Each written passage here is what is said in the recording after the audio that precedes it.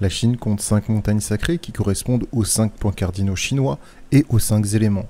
Ce sont des lieux de culte privilégiés au cœur de la relation entre la terre et le ciel. Bonjour à tous, c'est Malicus. Aujourd'hui, on s'intéresse aux 5 monts sacrés de Chine.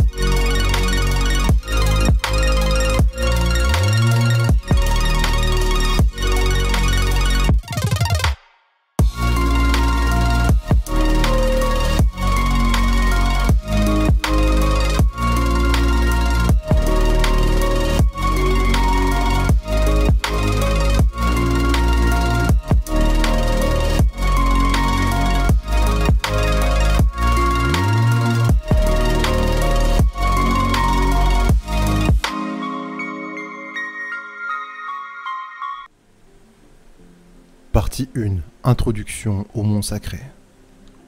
À l'est, le mont Tai. À l'ouest, le mont Hua. Au centre, le mont Song. Au sud, le mont Heng du sud. Et au nord, le mont Heng du nord. Le concept des monts sacrés s'est constitué graduellement.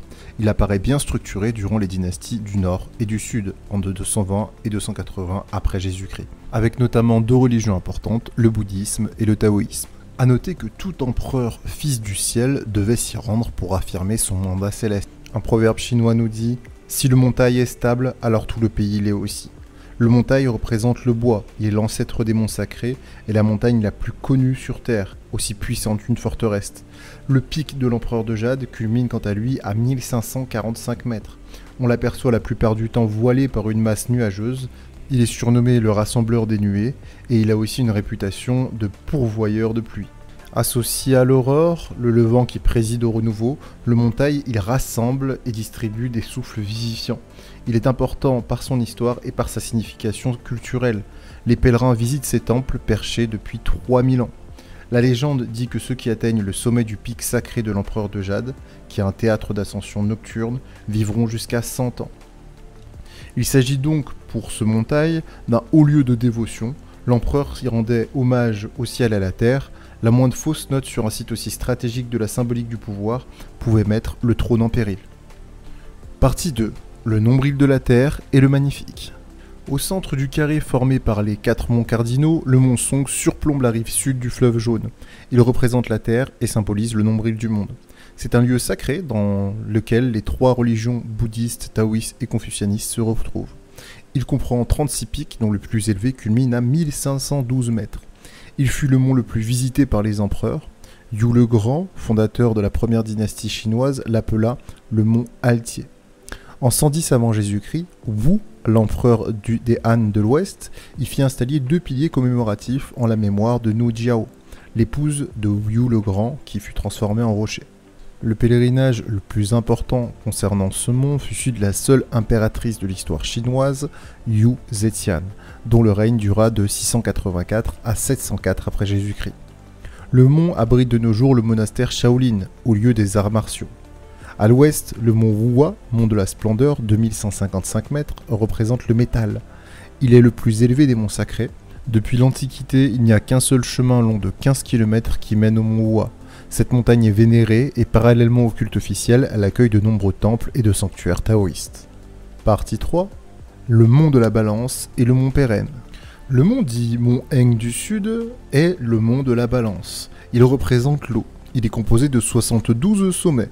Les empereurs Shun et Yu y étaient venus. Yandi, l'empereur enflammé, qui lui est identifié à Shenong, y séjourna. Et Zhurong, le dieu du feu, y vécut. Donc c'est un mont qui a une réelle signification d'un point de vue politique, mais aussi d'un point de vue divin. L'humidité qui s'élève du bassin du Hengyang et de la rivière Xiang forme autour des montagnes une couronne de brume que l'on appelle la fumée du mont Heng.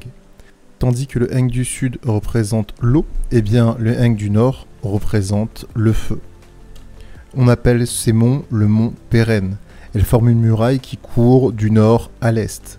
2 sommets culminent à 2190 et 2017 mètres, qui sont séparés par le col du Dragon d'Or. l'empereur Yao y chassait. Le mont se trouve sur un territoire qui fut occupé à plusieurs reprises par les dynasties barbares. Cela perturba l'organisation du culte impérial. Une querelle importante entre les cités Kuyang et Onyuwang était présente pour savoir laquelle serait le site sanctuaire du mont Peren. Kuyang l'emporta grâce à une légende locale. Par un hiver rude, l'empereur Shun se rendait au mont Heng quand un énorme rocher se détacha et roula à ses pieds. Il fit alors bâtir un sanctuaire sur place, à Kuyang. Voilà, c'est tout pour moi, j'espère que cette vidéo vous a plu. Si c'est le cas, n'hésitez pas à vous abonner, à me poser des questions en commentaire et me dire les sujets que vous aimeriez voir en vulgarisation plus important. Je vous renvoie à toutes les autres vidéos qu'on a faites auparavant, que ce soit sur Pangu, que ce soit sur Shenong. N'hésitez pas à aller les voir, à aller smasher le pouce bleu. N'hésitez pas à vous abonner pour plus de visibilité, à partager aussi la chaîne. Je vous remercie d'avoir suivi, c'était Malicus, prenez soin de vous, ciao ciao.